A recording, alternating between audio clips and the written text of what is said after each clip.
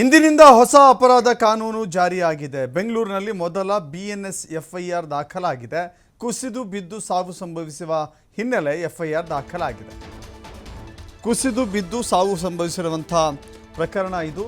ಭಾರತೀಯ ನ್ಯಾಯ ಸಂಹಿತೆ 194ರ ಅಡಿಯಲ್ಲಿ ಈ ಪ್ರಕರಣವನ್ನು ದಾಖಲು ಮಾಡಿಕೊಳ್ಳಲಾಗಿದೆ. HSR ಲೇಔಟ್ನಲ್ಲಿ ದಾಖಲಾದಂಥ BNS FIR ಇದು. ಹೊಸ ಕಾನೂನು ಜಾರಿಯಾದ ಮೊದಲ ದಿನವೇ ದಾಖಲಾದಂಥ ಪ್ರಕರಣವನ್ನು ನಾವು ನೋಡ್ತಾ ಇದ್ದೀವಿ. ಇವತ್ತಿನಿಂದ ಹೊಸ ಕಾನೂನು ನಿಯಮಗಳೆಲ್ಲವೂ ಕೂಡ ಜಾರಿಯಾಗಿದ್ದಾವೆ. ಭಾರತೀಯ ದಂಡ ಸಂಹಿತ EPC, ಇಂಡಿಯನ್ ಪೀನಲ್ ಕೋಡ್ ಅಂತ ಹೇಳ್ತಿದ್ವಲ್ಲ, ಈಗ ಭಾರತೀಯ ನಾಗರಿಕ ನೀತಿ ಸಂಹಿತೆಯ ಪ್ರಕಾರ ಈ FIR ಅನ್ನು ದಾಖಲು ಮಾಡಿಕೊಳ್ಳಲಾಗಿದೆ.